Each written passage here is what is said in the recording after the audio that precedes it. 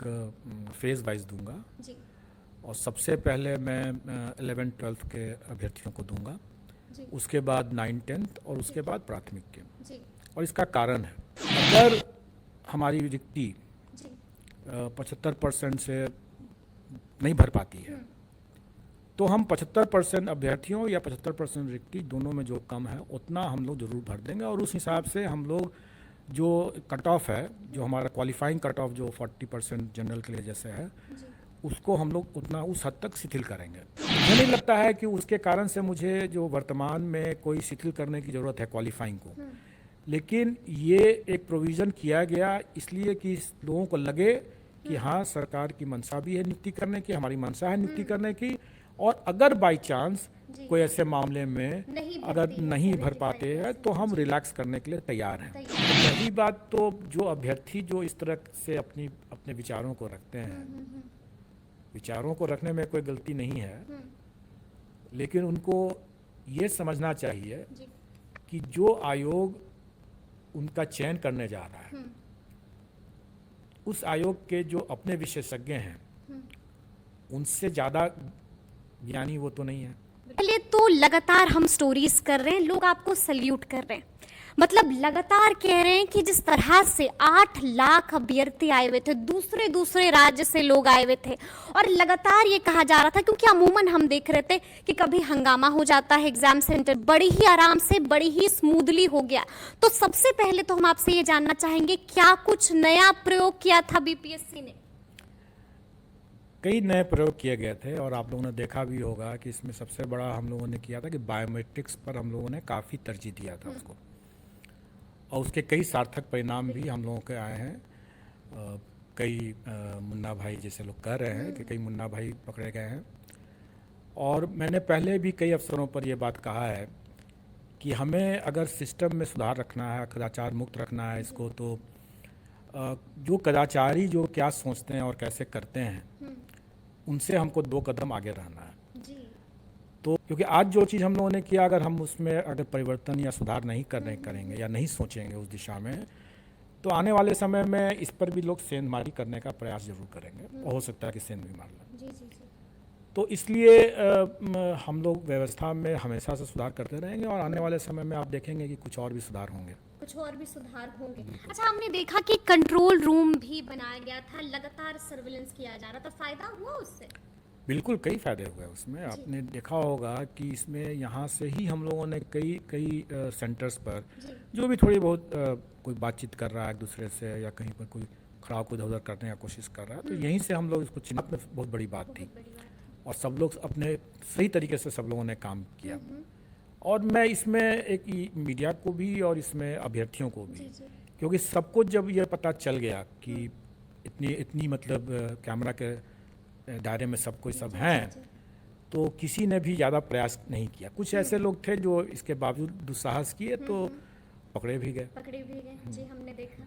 मतलब अब आप लोग मुन्ना भाई जो लोग हैं, जो वो सोचते हैं, उनसे एक कदम आगे ही सोच रहे हैं। हमें सोचना पड़ता है और ये हमारा काम भी है, अगर नहीं सोचेंगे तो हम भी बेवकूफ़ बन जाएंगे। बिल्कुल बिल्कुल बिल्कुल। अच्छा सर, अब सवाल उठ रहा है, क्योंकि लगातार 8 लाख अभ्यर्थियों ने एग्जाम दिया है, तो सबकी जो दिल की धड़कनें हैं वो बढ़ गई हैं, और उनके बीच अब घमासान भी चल रहा है रिजल्ट को लेकर। तो हम ये आपसे जानना चाहेंगे कि नतीजे कब तक आ सकते हैं? देखिए, मैंने पहले भी बताया है कि मैं नतीजों को एक फेज़ वाइज दूंगा, जी और सबसे पहले मैं 11th के बाद 9th-10th और उसके बाद प्राथमिक के। जी और इसका कारण है, इस सीक्वेंसिंग का कारण ये है कि आपने देखा होगा कि हम लोगों ने जो आवेदन आमंत्रित किया था उसमें हम लोगों ने स्पष्ट किया हुआ था कि जिसको भी एक नौकरी मिल जाएगी उसका वही नौकरी हम उसको देंगे, दूसरी नौकरी नहीं देंगे। ठीक है। क्योंकि हो सकता है कि किसी ने तीनों के लिए अप्लाई किया हो, तीनों के लिए योग्य हो, और तीनों उसमें उसके मेरिट लिस्ट में आ रहा हो, जी तो स्वाभाविक है कि वो एक ही नौकरी कर पाएगा। और ये आवेदन में हम लोगों ने स्पष्ट कर दिया था कि हम एक ही नौकरी देंगे और जो मिल जाएगा उसी को देंगे। और इसका क्रम जो हमारा है वो सबसे पहले हम उसको 11th-12th के लिए देखेंगे, ठीक है। और इसीलिए सबसे पहले हम उसी का रिजल्ट निकालेंगे। तो जो इसमें जिसका चयन हो जाएगा उनको फिर हम 9th-10th में कंसिडर नहीं करेंगे। अच्छा, और इसी कारण से हम इस तरह से फेजिंग कर रहे हैं कि पहले हम 11th-12th का तो निकालेंगे। 11th-12th के नतीजे कब तक? एक टेंटेटिव अगर तारीख आप बता सकें। देखिए, मुझे जहाँ तक लगता है कि 11th 12th and 9th 10th जी। दोनों ही लगभग आगे पीछे 15 के आसपास 15 के 15 आसपास सितंबर के आसपास पूरी हम लोग- उम्मीद है कि हाँ, उम्मीद है। जी आ सकते हैं। अच्छा सर, लगातार जैसा कि मैंने शुरू में ही कहा कि हम लगातार एग्जाम सेंटर्स पर थे। देखिए, बहुत सारे अभ्यर्थियों से हमने बात की, काफ़ी अभ्यर्थी थे जो बड़े गुस्से से एग्जाम सेंटर के बाहर निकल रहे थे। मतलब इतना भड़के हुए थे और साफ साफ कह रहे थे कि सवाल तो इतना टफ था कि क्या बोले। मतलब ऐसा लग रहा था कि आउट ऑफ सिलेबस, और बहुत ने ऐसा बोला कि आउट ऑफ सिलेबस सवाल पूछे गए थे। तो क्या बीपीएससी ने ऐसा किया है? देखिए, बीपीएससी ने ऐसा कुछ नहीं किया है। सभी प्रश्न जो हैं वो विद इन सिलेबस हैं। मुझे स्मरण है कि जैसे प्राथमिक में शायद एक प्रश्न था, अगर सर्किल का एरिया अगर 40 पाई स्क्वायर है तो सर्किल के रेडियस के बराबर का स्क्वायर का एरिया क्या होगा। जब मैंने ये प्रश्न देखा तो मैं भी उछल पड़ा, इसलिए कि मैं समझ गया कि ये प्रश्न तो बिल्कुल ही बच्चों वाला है ज़रूर, लेकिन ये प्रश्न ऐसा है कि एक बारगी में किसी से पूछा जाए तो उसको बहुत दिक्कत होगी, कंफ्यूज कर जाएगा। क्योंकि मैं अच्छी तरह से जानता हूँ कि आप भी इसका आंसर जानते हैं या जान सकते हैं, क्योंकि आपने भी वो पढ़ाई किया। ये बेसिक प्राइमरी स्कूल का ही लेवल का मामला है ये। लेकिन एक बारगी में मैंने कई अच्छे लोगों से भी पूछा, ये सवाल का जवाब नहीं दे पाए। जी। कई तरह तरह के लोग भटकते रहे।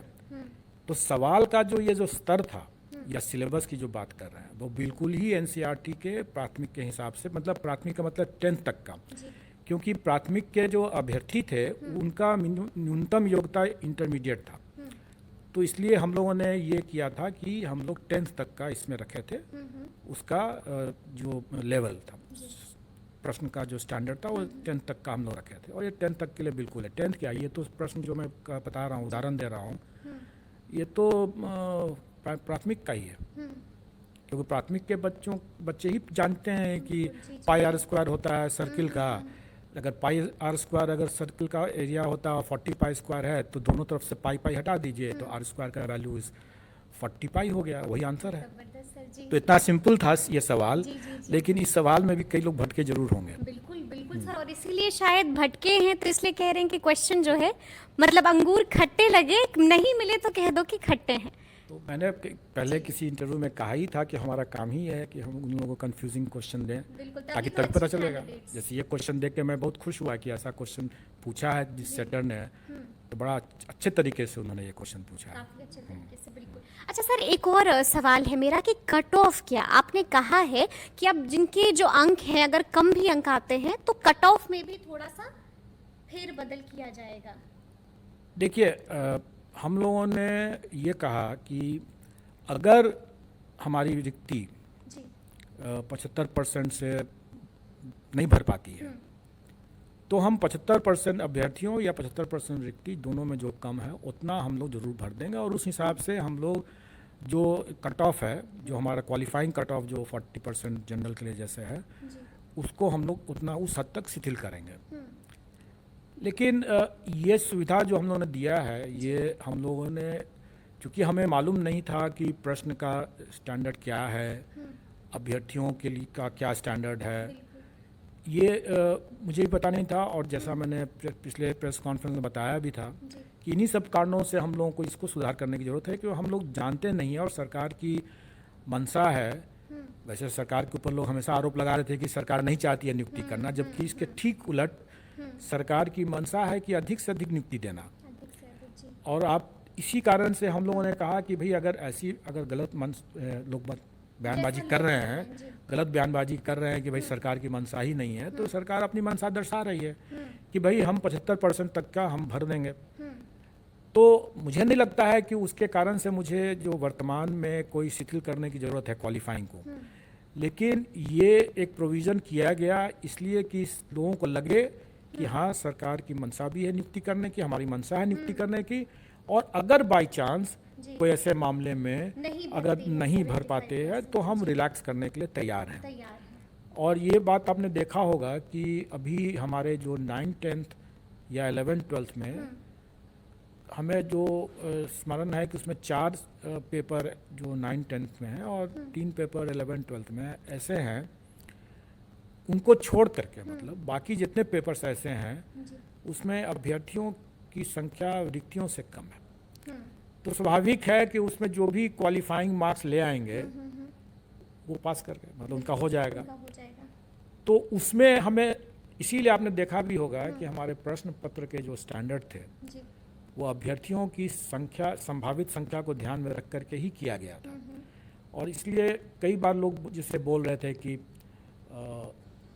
खास करके जैसा मुझे स्मरण है कि शायद वो अंग्रेजी विषय था या कोई अंग्रेजी का पेपर था, किसी और का पेपर था, लोग कह रहे थे क्या कि उसमें इसके लिटरेचर पर प्रश्न नहीं है और सिर्फ ग्रामर पर प्रश्न है। तो पहली बात तो जो अभ्यर्थी जो इस तरह से अपने विचारों को रखते हैं, विचारों को रखने में कोई गलती नहीं है, लेकिन उनको ये समझना चाहिए कि जो आयोग उनका चयन करने जा रहा है उस आयोग के जो अपने विशेषज्ञ हैं उनसे ज़्यादा ज्ञानी वो तो नहीं है। बिल्कुल जी। अगर उतना ही ज्ञानी होते तो शायद वो आयोग के विशेषज्ञ ही बन जाते। तो उनको समझना चाहिए कि जो विशेषज्ञों ने जो बनाया है उसको कई चीज़ों को सोच समझ करके ही बनाया है, इसलिए उस पर टीका टिप्पणी से उनको बचना चाहिए। अब वो विषय जब आप देखेंगे तो अभ्यर्थियों की संख्या जो है वो रिक्ति से कम है जी। ऐसी स्थिति में हम कोई बहुत ही कठोर प्रश्न पूछ करके हमें क्या लाभ मिलेगा? बिल्कुल बिल्कुल सर।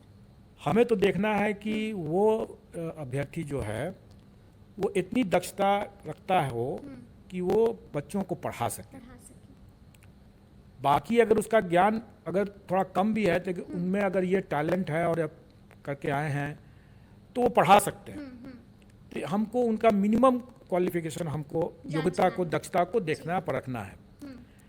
अब अगर कोई ये बात कहता है कि भाई हमने तो बहुत पढ़ लिया, मैंने जो पढ़ा बेकार चला गया जी। तो कोई भी पढ़ाई जो है वो बेकार कैसे जाएगा? तब तो यही वाली बात हो गई कि जब कभी लोग अपना जीवन बीमा करते हैं और जिंदा रह गए तो बाद में बोलेंगे अरे हमारा तो बेकार हो गया जीवन बीमा, तो क्या उनको मर जाना चाहिए था, तभी उसका सार्थक परिणाम निकलता है।